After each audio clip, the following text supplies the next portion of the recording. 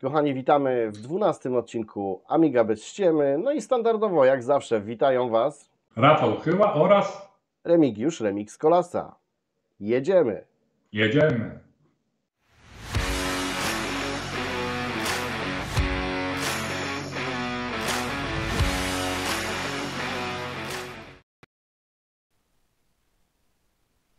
Także na początku, zanim przejdziemy do właściwej części filmu, chcieliśmy ogłosić, że założyliśmy konto na serwisie Patronite. Jeśli macie ochotę, możecie nas wesprzeć.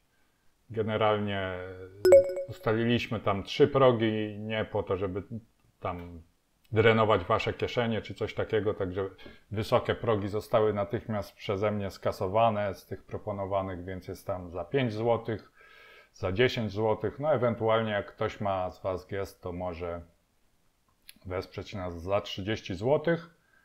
Oczywiście dla każdego progu jest przeznaczona nagroda, tam wszystko znajdziecie w opisie. Na razie są to nagrody raczej związane z naszą twórczością intelektualną. Być może kiedyś, jeśli będzie jakieś zainteresowanie, dojdą jakieś tam bonusy w postaci nagród rzeczowych, no ale zobaczymy, czy w ogóle to się przyjmie, czy zechcecie nas wesprzeć. No a czemu to założyliśmy? No, powodów jest w zasadzie, powód jest jeden, czyli chęć bycia lepszym technicznie. Ja tutaj teraz testuję, wykupiłem sobie subskrypcję na serwisie Riverside, chociaż no, nagrywamy, jak widzicie, ze Skype'a, aczkolwiek tym serwisem się wspomagamy. Na razie nie możemy go ogarnąć, zwłaszcza tu Remigiusz nie jest entuzjastą tego rozwiązania. I też na przykład jeśli się wpatrzycie w najbliższy odcinek, który obejrzycie z mojej strony za parę minut, to też tam na przykład zauważycie przy niektórych znakach, przy niektórych obrazkach znaki wodne. Ja się starałem dawać takie obrazki, żeby tych znaków wodnych, żeby one nie były zbyt widoczne, nie rzucały się w oczy, ale pewnie uważny widz je zobaczy. No a czemu? No a to dlatego, że też oprogramowanie do upskalowania w górę, które wykorzystuje AI, a w tej chwili ta sztuczna inteligencja do takich rzeczy najlepiej się sprawdza, no to też niestety kosztuje. Tak samo filmy, które widzicie, one są akurat upskalowane przez AI, ale wygląda to na dzisiaj tak, że gdzieś tam akurat Remigiusz ma wykupioną subskrypcję na tego typu oprogramowanie, więc ja mu muszę wysyłać filmy, on je obrabia, to zazwyczaj waży w cholerę. Potem na tym mobilnym internecie, z miejsca, który nagrywam, muszę znowu to ściągać. Nie jest to zbyt wygodne. Także potrzeb jest trochę i dlatego zdecydowaliśmy się na ten krok. Oczywiście mamy już takie statystyki na YouTubie, że prawdopodobnie w ciągu kilku najbliższych tygodni będzie też możliwa monetyzacja ewentualna tutaj naszej działalności bezpośrednio z YouTube. Natomiast no ja do YouTube'a nie jestem jakoś w pełni przekonany, bo no robią nam algorytmy YouTube'a Cyrki. lekko pod górę. Uważają, że my jesteśmy jakimiś gościami, którzy chyba kupują sobie głosy, bo widzów. Bo nie wiem, czy wiecie, ale na przykład ostatni odcinek z Szymonem, był moment, że miał już oglądalność 7,7 tysięcy. Potem YouTube ściął nam oglądalność do 4,1 tysiąca, teraz jest chyba 4,2 lub 4,3.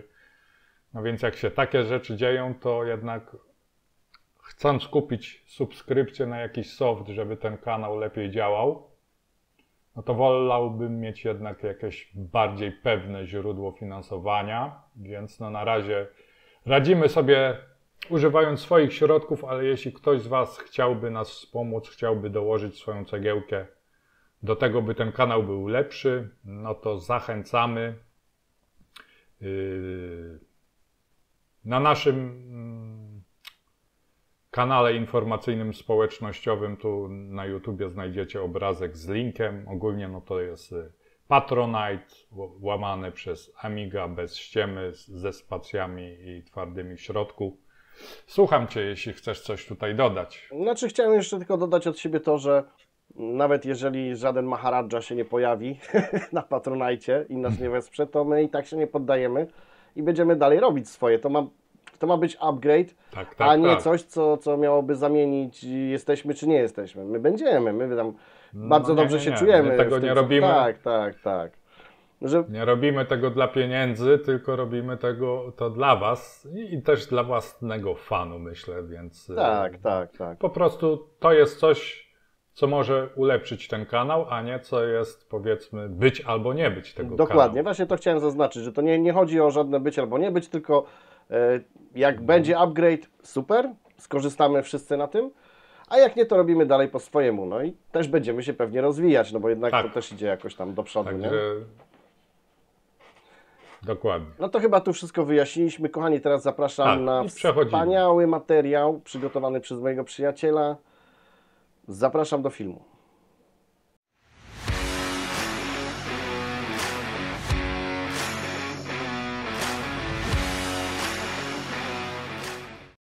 Nad Amigą nowej generacji to w zasadzie myślano jeszcze w czasach Commodore.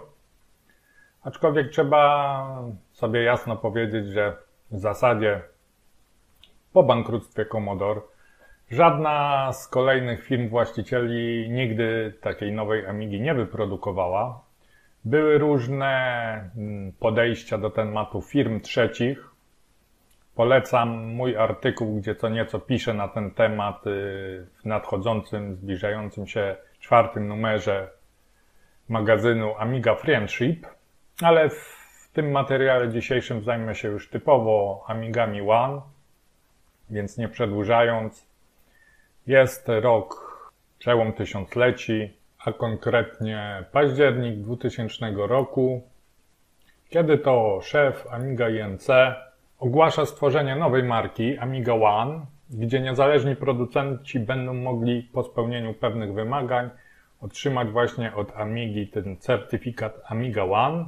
I tutaj do gry wchodzi firma iTech, która zleciła firmie Eskena opracowanie płyty AmigaOne, ale nie była to samodzielna płyta, a przystawka do Amigi 1200 i Amigi 4000. Polegało to na tym, że w zasadzie Amiga klasyczna robiła tam za klawiaturę i za zasilacz coś podobne jak dzisiaj jest na przykład Vampir, który przejmuje niemal wszystkie funkcje Amigi.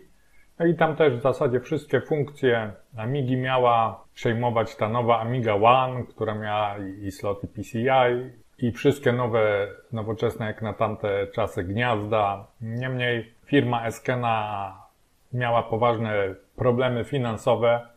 Projekt nie został ukończony, mimo że prototypy były pokazywane. Sprzęt miał zadebiutować w drugim kwartale 2001 roku, niemniej to się nie stało. 27 czerwca szef ATEC-u Alan Rithouse wydał optymistyczne oświadczenie wskazujące, że projekt Amiga One PowerPC postępuje dobrze i że spodziewa się rozpoczęcia produkcji we wrześniu i dostarczenia do sprzedawców detalicznych w październiku. Natomiast niestety tak się nie stało. Jak mówiłem, Eskena miała problemy finansowe, techniczne.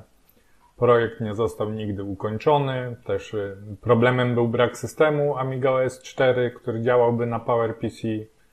Więc pan Rithouse naciskał na Amigę i NC by ta oddała, podpisała w zasadzie umowę na stworzenie systemu operacyjnego z firmą Hyperion, bo sama nie dawała rady. No i tak też się stało w dniu 3 listopada 2001 roku. No i Alan Rithouse postanowił, że skoro system będzie jednak opracowywany, no to byłoby niefajnie, gdyby teraz z kolei zabrakło sprzętu.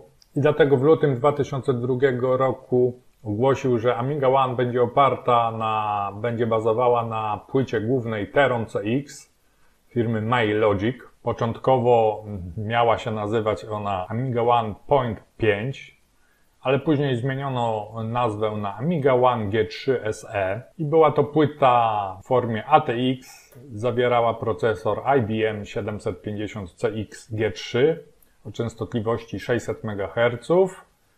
Oczywiście wlutowany był to procesor na stałe. Potrafiła obsłużyć do 2 GB pamięci, posiadała port Ethernet, 4 porty USB, 4 porty PCI i port AGP, a także inne standardowe porty. No i była to Amiga bardzo krótko produkowana i dzisiaj jest białym krukiem. W zasadzie w Polsce chyba nie ma żadnego egzemplarza, ale na świecie też zostało już sprawnych niewiele. Nawet niedawno gdzieś tam na blogu Trevor Dickinson chwalił się, że znalazł człowieka, który ma jeszcze AmigaOne G3 SE. Także dla kolekcjonerów to pewnie jest biały kruk, natomiast od strony użytkowej no to nie była to zbyt udana konstrukcja. Tak więc ta AmigaOne zadebiutowała 2 listopada 2002 roku i zadebiutowała jeszcze jako sprzęt z Linuxem, gdzie była tylko obietnica, że jak tylko zostanie skończona AmigaOS 4, to zostanie dosłany do użytkowników, a na razie dostali po prostu ludzie Linuxa wraz z systemem AmigaOS 3.1 działającym na emulatorze EUAE.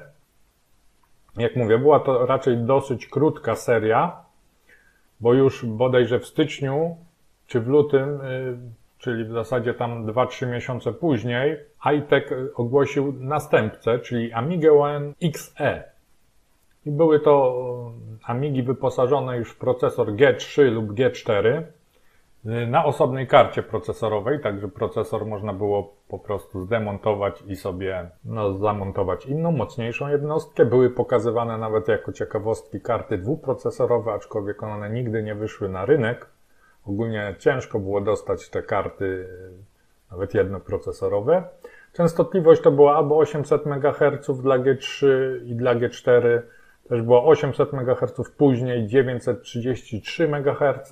Też na podobnej zasadzie, jako że wyszło to w styczniu czy w lutym 2003 roku, to jeszcze przez cały rok praktycznie, 2003, aż do połowy 2004, no także użytkownicy tych maszyn musieli się mierzyć z Linuxem. Sam byłem jednym z nich, chociaż ja kupiłem, jak mówiłem w którymś z poprzednich odcinków, 10 stycznia 2004 roku, więc czekałem tam 5 miesięcy tylko na system, ale też właśnie miałem taką przygodę. Generalnie to był przez długie lata podstawowy system większości amigowców, najmocniejsza Amiga przez dobre kilka lat. Można tam było podłączyć wreszcie normalną kartę graficzną, szybki dysk, chociaż to miało jeszcze także złącza ATA, to jednak była jeszcze też generacja AGP, więc to był taki typowy sprzęt tamtej generacji, tej pierwszej połowy lat 2000. Z dzisiejszej perspektywy wydaje się, że ona nie była taka droga, aczkolwiek oczywiście siła nabywcza pieniądza kiedyś była inna, bo kosztowała 900 euro. No dzisiaj te sprzęty dla AmigaOS 4 są zazwyczaj droższe niż 900 euro. No ale oczywiście, jak mówię, wtedy była też inna siła nabywcza pieniądza. Konkurencja miała też trochę tańsze Pegasosy, więc tutaj były naciski, żeby jednak zrobić coś tańszego. No i zrobiono mikro AmigaOne, która miała być tanim, popularnym modelem, ale nie był to zbyt chyba też udany komputer i nie był to wbrew temu, że miał być tani, mały i popularny, zbyt popularny komputerek, bo to był taki mały, słabo rozbudowywalny sprzęt.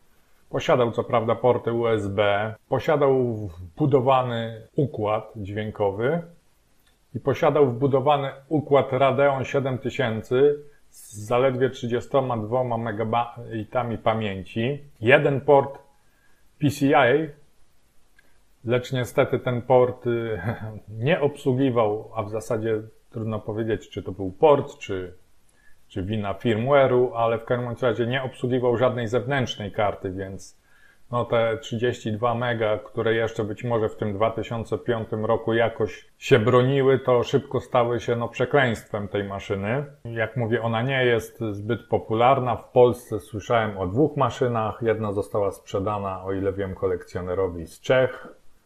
Drugi miał człowiek zarządzający dzisiaj portalem Exec, który chyba niedawno napisał, że ta Amiga mu padła, więc chyba prawdopodobnie teraz już też nie ma żadnej Amigi takiej w Polsce, a jeśli jest, to ja o niej nie wiem, więc to też jest unikat.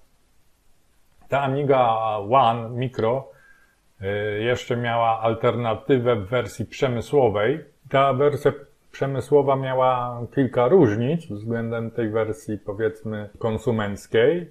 Zawierała na stałe wbudowane 260 MB pamięci, także złącze kompatybilne z PCI 104. Miała chyba inne kontrolery Ethernetu i ATA. Posiadała także 2 porty Firewire i port IRDA, a także port dla karty Compact Flash. Natomiast prawdopodobnie ta wersja nigdy nie weszła do produkcji i chyba też skończyła się na wersji prototypowej. Także to już była Amiga, która doczekała się systemu od razu na starcie, bo trafiła do sprzedaży w październiku 2004 roku, kiedy już istniał system Developer Pre-Release. Kosztowała początkowo 500 funtów, gdzie AmigaOne XE kosztowała w tym czasie 689 funtów. Była trochę różnica w cenie, aczkolwiek jak mówię, ze względu na swoje ograniczenia, brak rozbudowy jednak nie zdobyła ta Amiga większej popularności. Ale niestety nad iTechem zebrały się czarne chmury. Konkretnie w 2006 roku weszła norma ROSH, która ze względów środowiskowych w zasadzie uniemożliwiała dalszą produkcję procesorów G3, G4 i jeszcze jakby tego było mało, także w 2006 roku na początku firma Apple też zrezygnowała z tych procesorów. Także chiński dostawca chyba nie mogąc dalej produkować po prostu się wycofał. Tym samym wycofał się też iTech z rynku amigowego. Natomiast powiem tak w ramach ciekawostki, bo często, a w zasadzie niemal zawsze te amigowe firmy kończą wielkim krachem, że akurat iTech, pomimo że zeszedł ze sceny, to jednak akurat ta firma nie splajtowała i gdzieś tam działała sobie w cieniu, chyba też w trochę innej branży i została dopiero zlikwidowana w dniu 5 sierpnia 2014 roku, kiedy podejrzewam, że po prostu jej szef Alan Rithouse odszedł na zasłużoną emeryturę.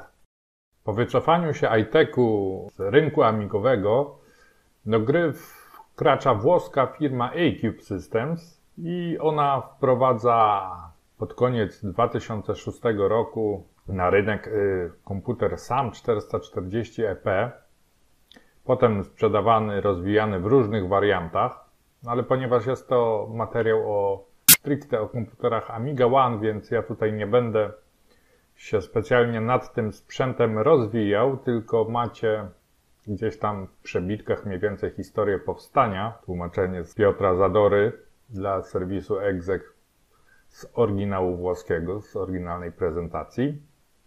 I przechodzę już do następcy, czyli SAM 460EX, gdyż akurat na bazie tej płyty głównej powstała już AmigaOne, konkretnie AmigaOne 500, a więc można powiedzieć, że jest to taka, o ile tamte poprzednie komputery AmigaOne to jednak już są też trochę sprzęty retro, w sensie użytych komponentów, to jest taki pierwszy sprzęt, powiedzmy, współczesnej generacji, czyli ma już czy złącze PCI Express, czy gniazda SATA, a więc przedstawię kompletną specyfikację pierwszej wersji z października 2010 roku, czyli format płyty Flex ATX, procesor AMCC 460, taktowany 1,15 GHz, maksymalna obsługa do 2 GB RAM, wbudowany układ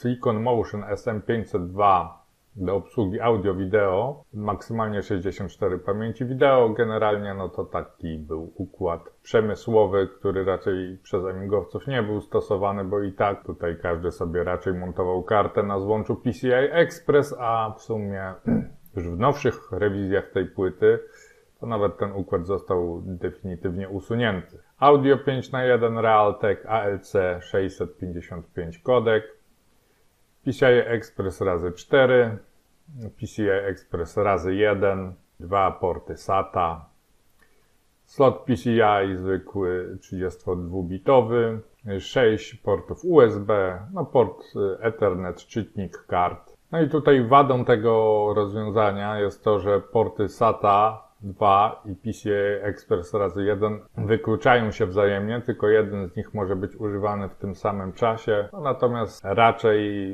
PCI Express nie jest zbyt często używany w AmigaOne. Oczywiście warto go mieć i ja też mam, powiedzmy, kartę muzyczną na PCI Express 1. Mam też gdzieś w kolekcji, chociaż nie używam kartę sieciową, więc na pewno warto to mieć, aczkolwiek no zawsze można gdzieś tam dla tych złącz, o ile się nie używa złącz chipów wbudowanych w płytę, można gdzieś tam znaleźć alternatywę w postaci jeszcze zwykłej starej karty PCI.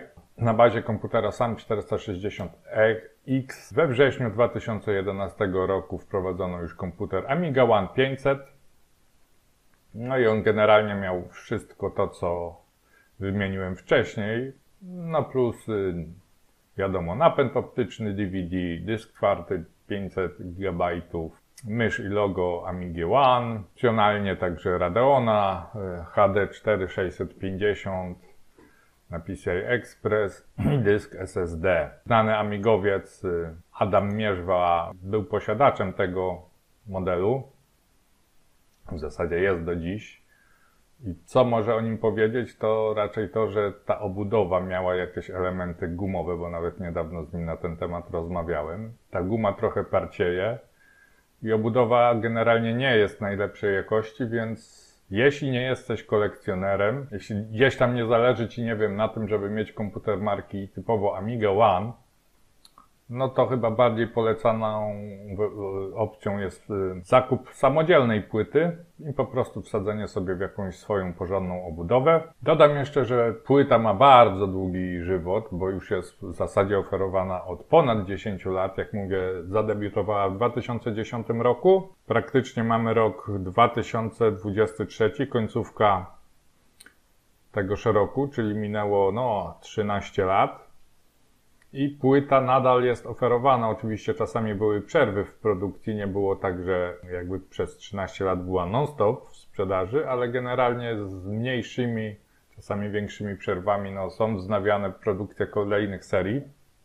Niestety te serie gdzieś tam polegają, są po prostu te płyty główne trochę biedniejsze. Właśnie gdzieś tam wyszła potem wersja SAM 460CR, gdzie już właśnie wycięto ten układ SM502, o którym mówiłem, złącza SATA. I generalnie teraz kolejna wersja, to jest wersja LE, gdzie też są znowu jakieś zmiany, niekoniecznie na plus wedle wersji pierwotnej. Natomiast warto przy tym powiedzieć, że w 2015 roku na bazie tej SAM 460CR powstała jeszcze wersja AmigaOne 500 Plus i była ona sprzedawana, jak się wydaje, z trochę nowszymi komponentami, bo tu już jest bardziej współczesna karta grafiki ATI Radeon R7 250, do której w systemie AmigaOS4 są sterowniki 3D i jest po pierwsze inna obudowa, Cooler Master Elite 342. No i wydaje mi się, że ta obudowa jest solidniejsza. Przypomina obudowę Define R4, tylko w mniejszej wersji dla AmigaOne X1000, a o tej obudowie jeszcze będę mówił za chwilę. Ta obudowa też, poza tym, że wygląda, mówię, bardziej solidnie, jest też bardziej funkcjonalna, bo miała też z przodu gniazda USB, gniazda na kartę SD. To chyba by było tyle na temat tutaj AmigaOne 500. Przechodzimy do zawodników wagi ciężkiej. Pierwszym z nich jest bezwątpliwie AmigaOne X1000.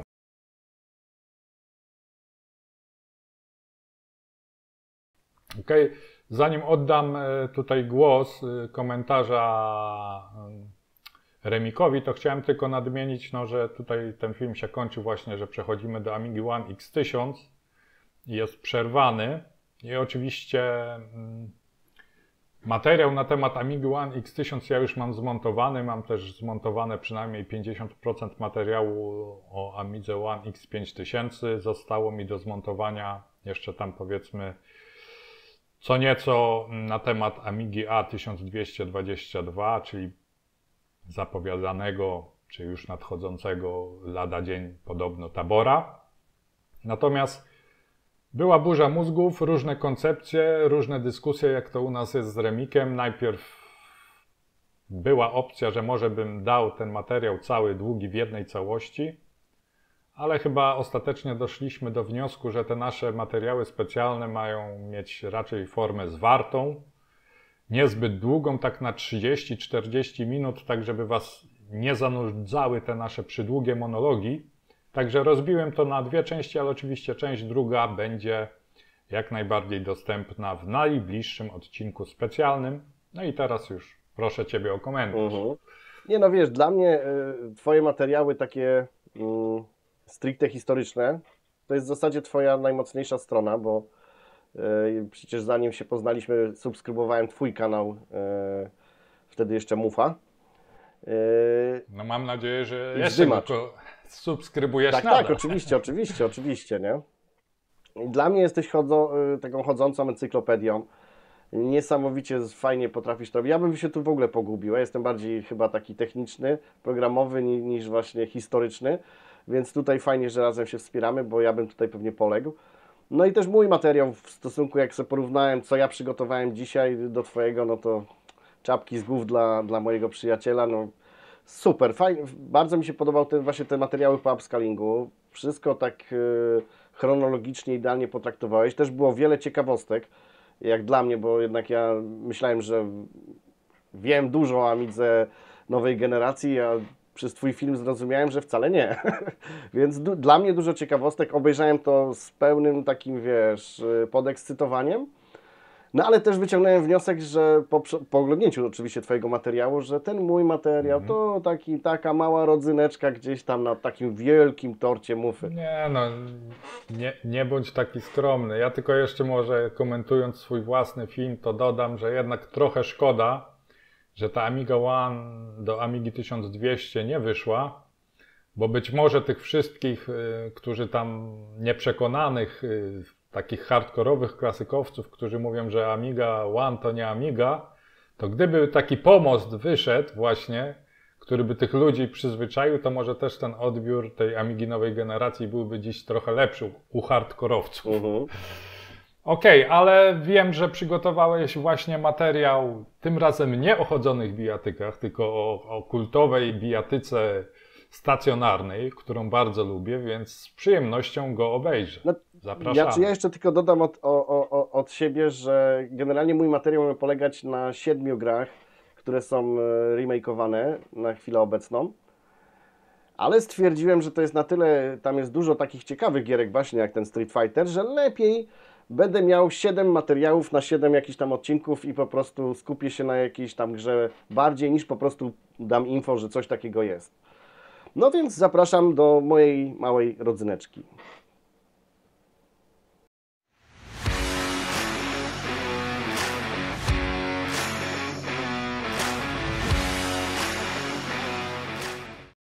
Informacje do tego odcinka zaczerpnąłem z kanału Pixel Shade.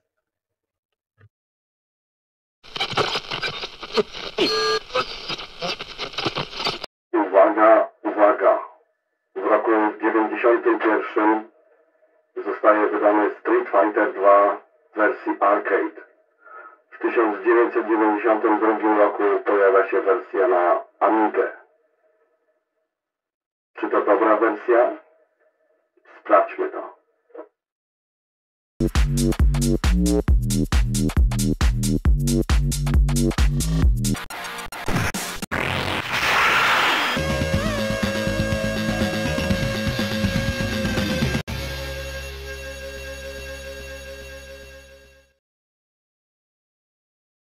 Wszyscy wiemy dobrze, jaki port Street Fighter 2 otrzymała Amiga.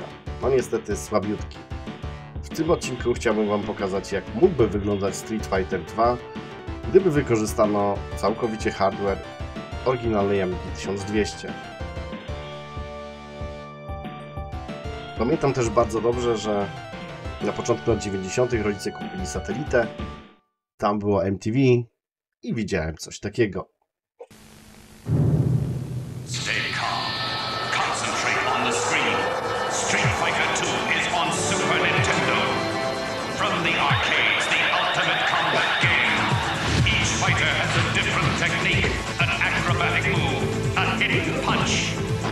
the streets now, exclusively on Super Nintendo. Super Nintendo with Street Fighter 2. It's unbeatable.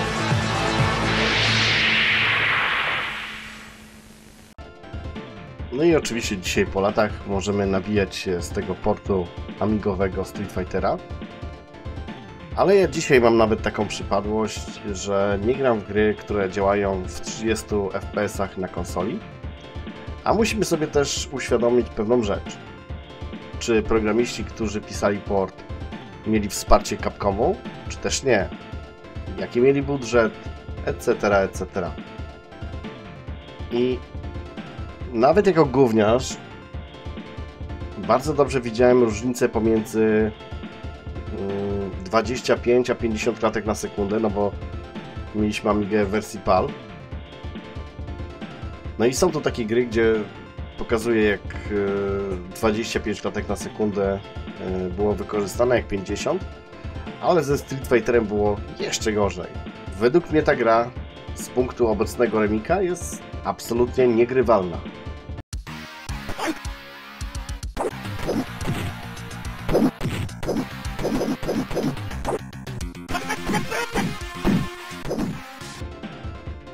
Więc po kolei. Po bankructwie firmy Commodore parę firm wydało ekskluzywne gry na Amigę, które wykorzystywały jej moc, mówię o Amidze 1200. A pamiętamy, że Street Fighter 2 ukazał się na słabsze maszyny ECS. I co by było, gdyby jednak wykorzystać moc Amigi 1200? Jak wyglądałby Street Fighter 2 na tej maszynie? No i już przed Wami demko. Co by było, gdyby?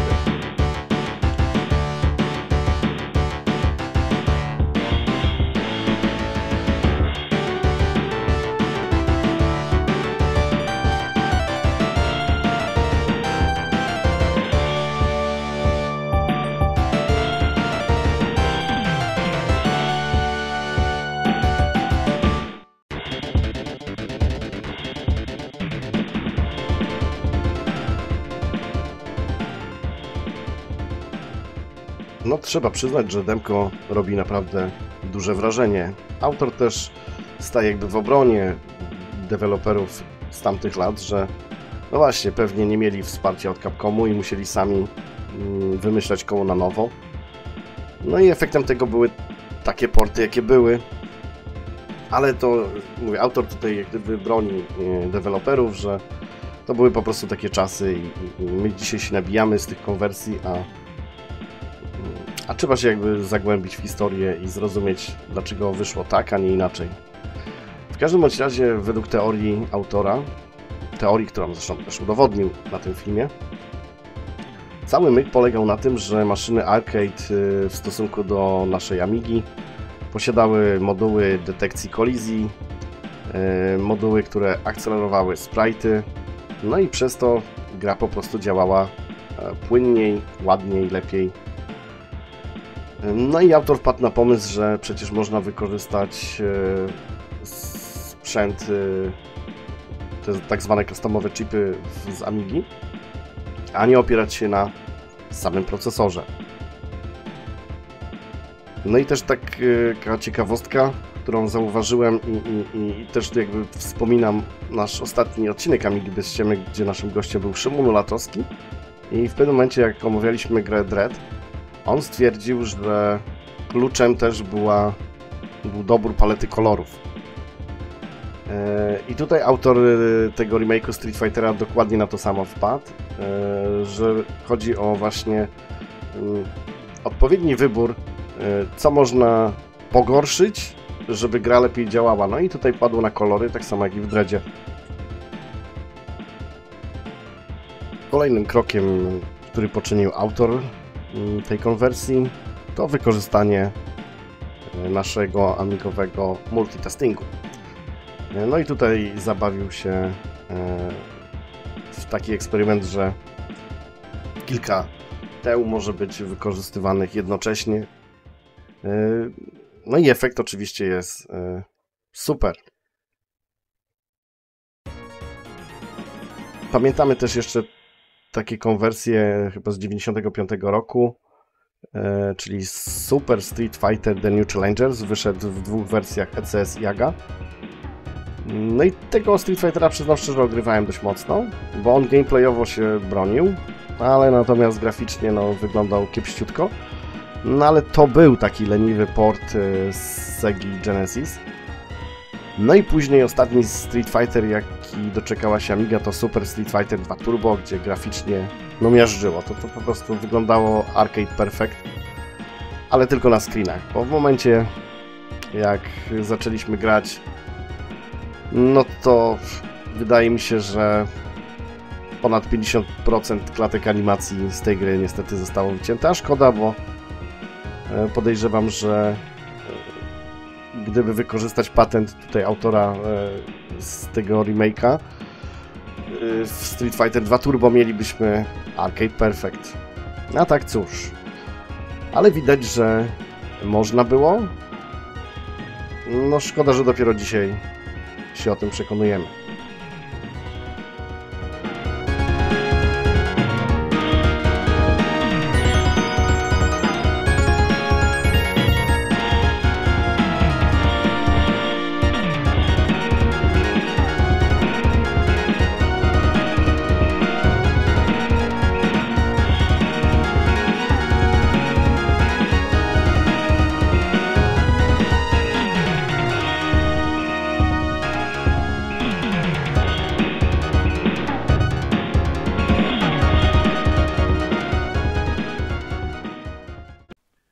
No tak, materiał ciekawy, gra świetna, chociaż oczywiście świetna, chociaż oczywiście to jest tylko tech demo, no bo z tego co rozumiem, no to autor nie ma praw od Capcomu do tego, żeby takiego szpila chociaż porobić. Nie wiem, pewnie nasi widzowie wiedzą, ale jak nie wiedzą, to lecę z informacją, że na tej składance Amiga Game Selector, która teraz robi taką furorę wśród klasykowców, jest dodana już. Znaczy oczywiście jest to demko, 2 postacie grywalne i chyba dwie plansze. No ale można to przetestować. Właśnie jakby było, gdyby wyszło wsparcie dla Amigi 1200, gdyby ten Street Fighter rzeczywiście wykorzystywał moc Amigi 1200, a nie 500. No i rzeczywiście, no jest to, no może nie jest to arcade perfect, ale już jesteśmy bardzo blisko, jak jacyś widzowie zagrywali się na automatach w Street Fightera, to wiedzą, o czym mówię, jak się różnił gameplay na Amidze, a jak na automatach. To były 2 zupełnie różne gry. Chociaż też trzeba przyznać, że wizualnie ten oryginalny Street Fighter dobrze wyglądał, nie? Że tak jak się na niego patrzało i się nie rozumiało mechaniki, to można było łyknąć, że wszystko gra, nie? No znaczy, ja powiem ze swojej strony, że szkoda, że w tym tech demie, z tego co przynajmniej widziałem na Twoim filmie, jednak nie ma tego Hindusa z tymi długimi rękami i nogami. Ja zawsze nim lubiłem grać, tą postacią. Dalsiłem. A ja też aż tak nie wspominam tego oryginalnego Street Fightera źle jak ty, ale być może dlatego, że ja właśnie nie grałem na arcade'zie, więc nie miałem jakby porównania, nie? I dla mnie, dopóki nie było tego Mortala, to była dobra gra. Ta challenge, czy jak to tam się nazywało, ten następca, no to była akurat dla mnie lipa, ale to już też rozmawialiśmy gdzieś prywatnie, że być może skreśliłem tą grę po pierwszym obejrzeniu ze względu na jakieś postacie, czy tak jak większość ludzi i też po niezbyt pochlebnej recenzji bodajże w ACS-ie, jak pamiętam.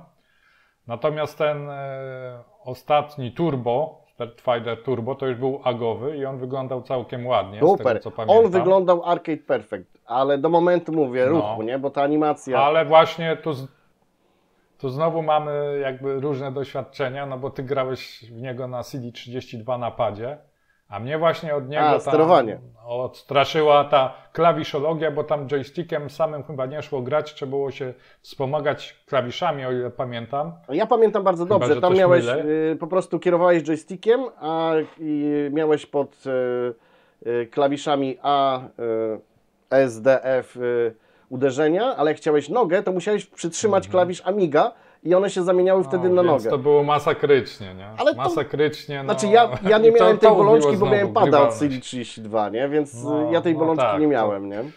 Wiesz co, dzisiaj być może warto by było sobie właśnie odpalić emulator na padzie i zobaczyć właśnie jak ta gra faktycznie się prezentuje, bo wtedy to mówię, odstraszyło mnie sterowanie. Znaczy ta gra dla mnie, to sterowanie ok, bo w zasadzie jeżeli chcemy zrobić Arcade Perfect, no to ono było dobrze rozwiązane w sumie. Znaczy może bez tego mogli zrobić po prostu A, S, D, F, Z, X, C, V i tyle, a bez tej Amigi. Wiesz, jeszcze trzeba mieć też dobre gumy przy joysticku, żeby jak nie trzymasz drugą ręką joya, tylko samą wajchą, a drugą na klawiaturze, to jednak musi trzymać solidnie, nie? Znaczy, no, pewnie nie każdy miał. Znaczy, no mówię, no tutaj temat rozwiązuje w 100% pad, nie? I to po prostu masz rozwiązany temat. A słuchaj, ale no właśnie. A jeszcze w takim razie dopytam, a to tech demo, to nowe, to tam jest jak sterowanie rozwiązane? To jest na zwykłego joya, czy też tam trzeba się wspomagać? Nie, trzeba. Tam jest 6 przycisków normalnie jak na arcade'zie, ale są, no, też 6 przycisków jest rozmieszczone normalnie na klawiaturze. No na zwykłym joysticku przyciskowym to niestety no grasz jak inwalida, nie?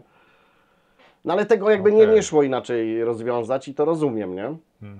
Zresztą inne komputery typu PC czy coś, no nie miały z tym problemu, po prostu no, było tak dostosowane to sterowanie. No tak było, no tak. Tak było, nie? Tak. Więc tutaj... Zresztą, no wiesz, ci, którzy grają na przykład w Mortala Kombata na Amidze, a grali w oryginał z konsol, to też mówią, Jezu, co tu się dzieje. Tak. Co prawda w Mortalu mogłeś drugiego Fire'a włączyć, jak miałeś taki joy, ale większość grała na jednym joysticku i też nie wiadomo jakie mechaniki tylko, że muszę przyznać, żeby ciosy dawać. Że w Mortal Kombat autor tego portu wpadł na taki w sumie genialny pomysł, bo w zasadzie wszystkie ciosy były dostępne pod jednym przyciskiem. Okej, musiałeś więcej kombinacji zrobić, ale było. I to było świetne rozwiązanie, jak na taki ten. To rzeczywiście tutaj wyprzedzało to Street Fightera, nie?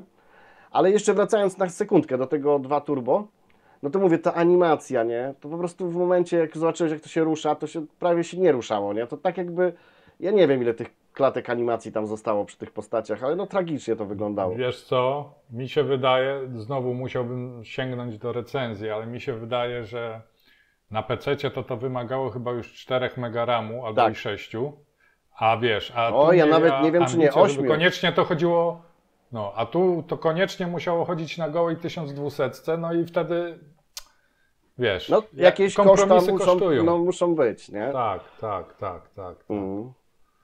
Wiesz, no, gdyby to zrobili tak jak, nie wiem, Team 17, że zrobił Alien Breeda, powiedzmy, Alien Breeda, dobra, bo angliści się przyczepią, na wersję 2-megową i 4-megową, no to może by wtedy było więcej tych klatek animacji, nie? No ale zrobili jedną wersję na kości Jaga i... No ale dzisiaj po latach, dzięki takim entuzjastom, no można wreszcie pograć w coś bardziej dopracowanego, nie? No przynajmniej bardziej może zobaczyć, co by było gdyby, bo to jest taki raczej eksperyment. Tam no, gościu nie ma praw od Capcomu, więc ta gra na pewno nigdy nie zostanie oficjalnie wydana. No ale z drugiej strony, no szkoda, że po tylu latach to wiemy, nie? Fajnie, gdyby taki port pojawił się, bo to też mogłoby jakoś tę Amigę bardziej wzmocnić, nie? No ale też, tak jak to zresztą powiedziałeś na filmie, że kiedyś we wczesnych latach 90. to SNES-a mogliśmy jedynie oglądać na MTV, a dzisiaj dzięki emulatorom czy coś, to można sobie też pograć w normalną wersję i się pobawić, jeśli ktoś jest fanem tej serii. No dobra, mamy wsio. Chyba tyle by było, nie? Chyba tak. Dobra, dziękuję za uwagę i jeszcze raz zastanówcie się nad tym wsparciem na Patronite. Pozdrawiamy. Ale cześć. ja jeszcze dodam od siebie na pożegnanie, bo też tam wiele osób się pytało, czy będziemy kontynuować wywiady z gośćmi, bo to chyba największy taki robi hype na naszym kanale. Tak, kochani, oczywiście nie zdradzamy teraz dokładnie kto, co, jak i dokładnie kiedy, ale cały czas jest wszystko tutaj dopracowywane, dogadane, więc spokojnie, spokojna głowa, będzie dobrze. Tak jest. Będą bardzo ciekawi goście. Tak, mamy taką żelazną zasadę, żeby nie robić zapowiedzi, póki czegoś fizycznie nie nagramy, także szykujcie się niebawem, ale kto z kim i dokładnie kiedy, tego nie powiemy. Dokładnie. Ale obiecujemy, że na pewno będzie jeszcze sporo tego. To co? Pozdrawiamy wszystkich. Cześć.